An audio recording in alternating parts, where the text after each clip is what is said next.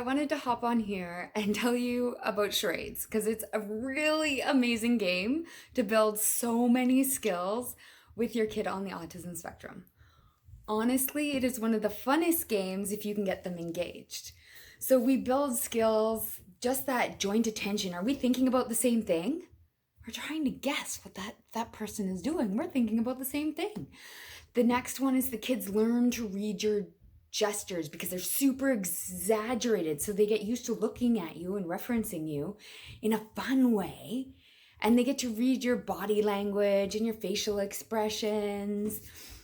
So that's a building block in there. It builds regulation skills like, oh, I'm so frustrated, I can't figure it out. There's a level of self-regulation. It's okay, I can try something else, or I can like that self-regulation piece. The other piece that comes up is like good sportsmanship. It also builds a lot of dynamic thinking skills. Not only are you referencing and realizing, oh, they are not getting it, then you have to problem solve, being like, oh, how else can I show them or help them guess this thing? So you're expanding those neural pathways because there's more than one way to get to an answer. There's more than one way to show people that you're talking about a Christmas tree or you're talking about a lollipop. It also is this lets this creative mind go. For kids who think in black and white, they'll be like, this is a Christmas tree. Now I'm a pencil. Now I'm an airplane. And you're like, if they're not moving and they're not doing anything, but that's what the picture is because it's a still picture, we can help them create so many skills around being able better to communicate. So they're learning to be aware of their communication partner and they become aware of what they're communicating as a person to the other people. It just builds a little bit of theory of mind too, being able to reference and be like, oh, they're not getting it, or they're getting it. I'm getting closer. So let's look at ways, because this is not necessarily going to be easy for you or for your kids. So let's look at some ways we can scaffold it. The first thing I would say is give it a theme. We're only talking about animals. We're only talking about Christmas stuff. We're only talking about pets.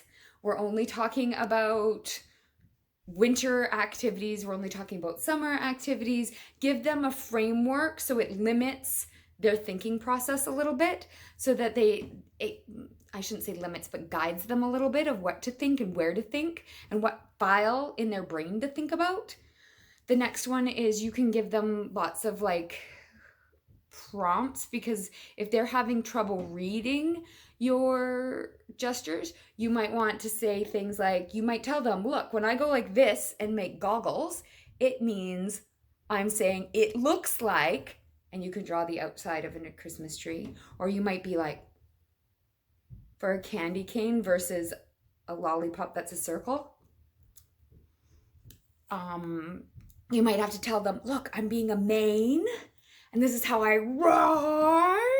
You might have to put some words in there to help them understand your gestures because they're not there yet.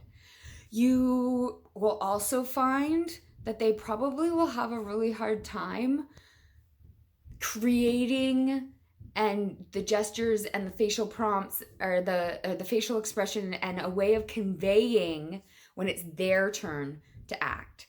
So you might want to help them. First of all, you could play a pretend game together.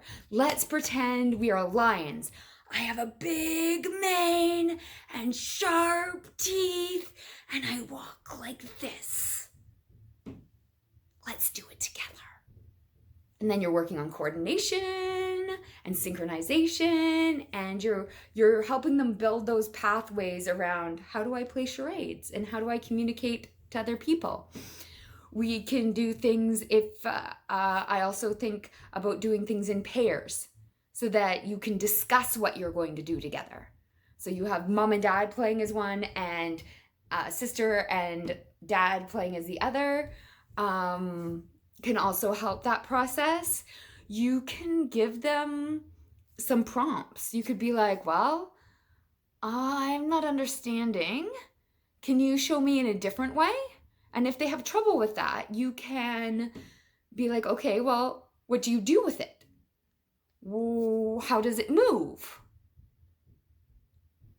where does it live? Can you show me where it lives? Can you show me how it moves? Can you show me how it eats? Can you show me where you find it?